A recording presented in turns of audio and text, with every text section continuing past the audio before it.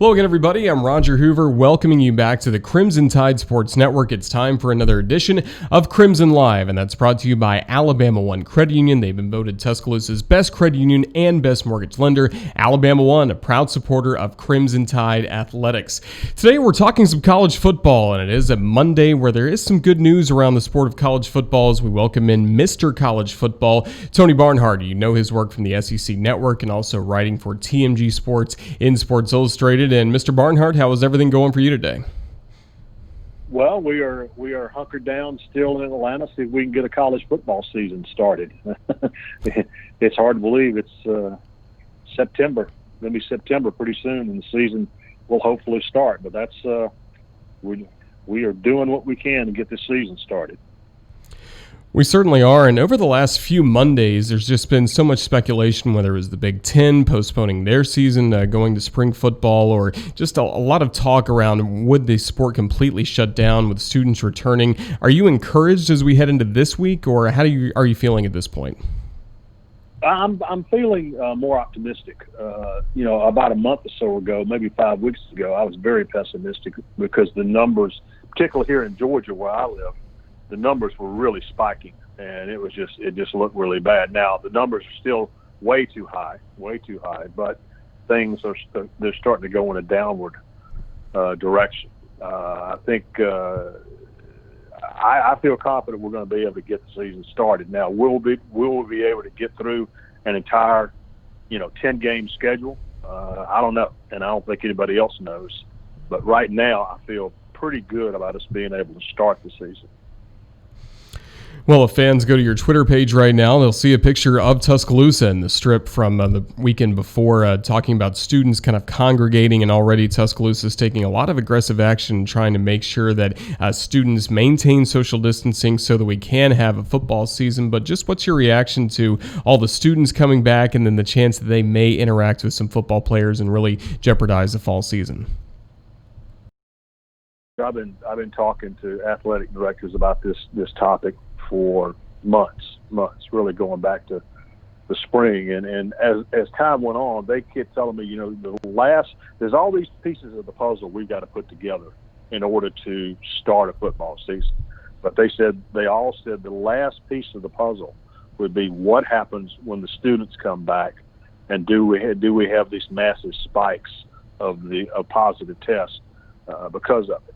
And so, listen, Alabama, there's a lot of campuses that have fallen under this, and they were asked to come back, and we have asked them to come back to school and not act like college students. That's what we've done, and so it's discouraging. I know the president in Alabama has basically thrown down the gauntlet to the students there, and that's what every president, every athletic director, every coach is going to have to do, because you've got to get these numbers down if you're going to have school. Obviously that comes first, and if you're going to have football, these numbers have got to come down. Do you think it's possible for teams that, for instance, North Carolina, they're suspended all in-person classes, everything is going online? Yep. Do you think it is possible to play a season if student athletes are not going in person to class, but they do have online classes? It is going to be such a huge debate as schools go online. What it really comes down to, if they're online in their own campus, it's one thing. But if they send everybody home and put everybody online, that's another thing entirely. We're going to have a real big, if the students get sent home at a university and the football players are still there, we're going to have a big argument. You can make the case that you could create your own version of the bubble. You could certainly make that case, but other people would counter with the argument, well, if it's not safe enough for the students, it's not safe enough for the players. I don't know how it's going to turn out, but I can promise you, if the students get sent home and the football players stay, there's going to be a lot of arguing going on. Speaking of a lot of arguing going on, you look at what's happening right now in the Big Ten. Just what's your reaction to the mess that it seems like Kevin Warren is in at the moment with the Big Ten? Well, talk about, lack of communication one-on-one. That was it. I mean, and to me, it's not all Kevin Warren's fault. He's a first-year commissioner of the Big Ten, replaced Jim Delaney, who did it for 30 years and one of the best we've ever seen. But the fact of the matter is, his presidents ended up making this decision, and he had to deliver the message. But they did an awfully poor job of communicating with the parents of the players who were just, this came 6 days after they released their football schedule for the fall. They're saying we're shutting it down. And so the parents want to know, and rightfully so, maybe shutting it down is the right idea, they're saying, but why shut it down now? Why shut it down now when we look across there and there's the SEC who's going to start on September 26th, and they're slowly and methodically and calmly putting their plan in motion, and we just shut it down a month before they're going to start. So that's what they want to know, and it's been a mess. It really has. Yeah, it certainly has been, and even looking at popular head coaches at the biggest schools in the Big Ten, your Michigans, your Ohio States, obviously everything that Nebraska has gone through. Just have you ever seen a moment like this where member institutions and a conference are just on the different page like they seem they are at the moment? No, not for this long. We've had moments in every conference where people disagreed on things, but this one's going on a couple of weeks now, and you got. The Nebraska parents have lawyered up trying to get all the documentation they can get on how the decision was made. You had a group of parents protest out at Rosemont, Illinois, near the Big Ten offices. They're talking about having another protest Saturday in Columbus, Ohio. And so, no, I've not seen anything that reached this level. Sure haven't. And what do you make of the leadership of Greg Sankey in the SEC? He's been maintaining all along that he's going to wait as long as possible to make decisions, making sure that he has all the information. But how would you judge his leadership so far in this pandemic? I think Commissioner Sankey has done a remarkable job, because what he has done is he, as you just said, he's been very consistent. He said it from day one, from the first opportunity I had to talk to him. After they shut it down in March, he said, we're going to take as much time and gather as much data as we possibly can, so that when we have to make the decision, we'll have the best data available.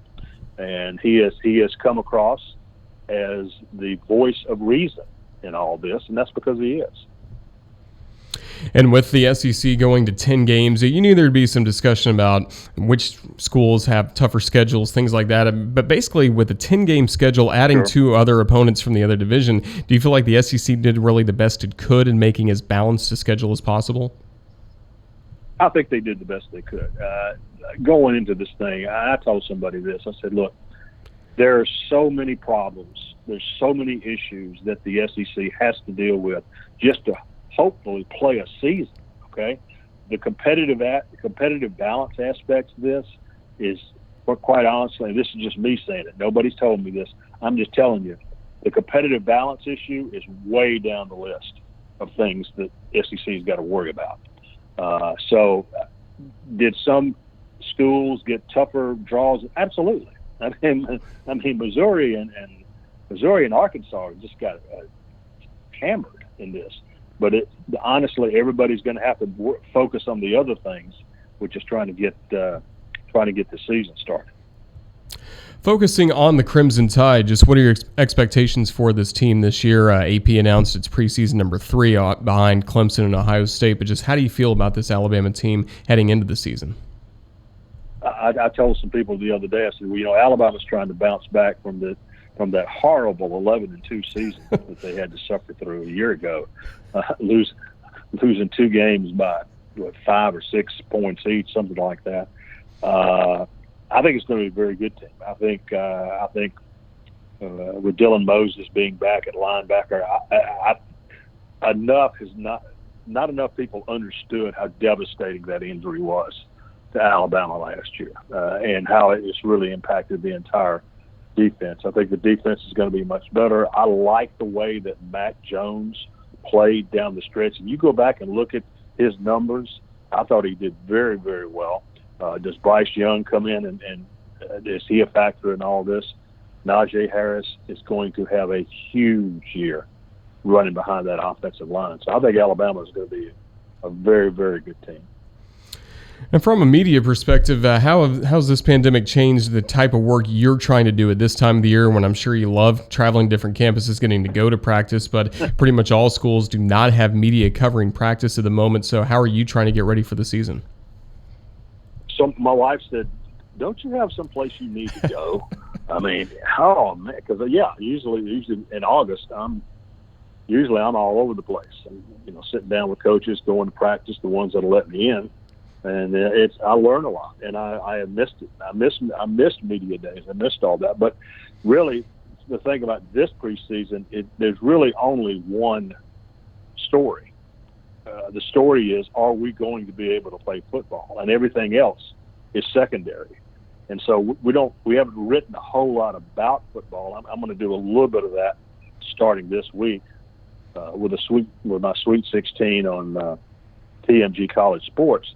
But the story is, now that the Big Ten and the Pac-12 are out, can these three conferences, Power Five, hold it together, and the other Group of Five, can these conferences hold it together to start the season? And everything else is related to that story. As we start to wrap things up, are you comfortable with the protocols that are in place? Is there anything else that's kind of on your mind that will help sway you one way or another in feeling confident about this season starting? And then as we hope, if it starts, hope it ends with a college football playoff or at least a champion can be crowned. But what else are you thinking about heading into this season? Well, the protocols of the conferences I've talked to are very good. Listen, when the season starts, the SEC will be testing at least 3 times a week.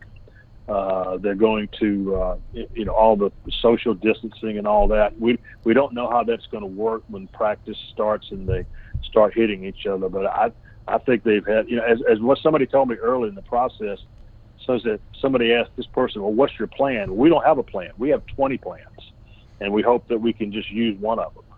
And so I think the SEC has done a very good job. Now time will tell. Time will tell when we, what's it like when practice ramps up to more intensity as we get closer to September 26th. What's it going to be like after games? Are we going to have a rise in infections after the game? These are all things that we don't know. So you just have to keep following your protocols and have faith that they're the right ones. Well, Tony, certainly thank you for your time. Really enjoyed hearing your insights, and hopefully we'll be able to see you in Tuscaloosa in some form down the road this college football season. But all the best to you, and thanks again for your time. All right. You bet. All right. That was Tony Barnhart. Thank you for watching today's Crimson Tide Sports Network episode of Crimson Live. So long, everyone.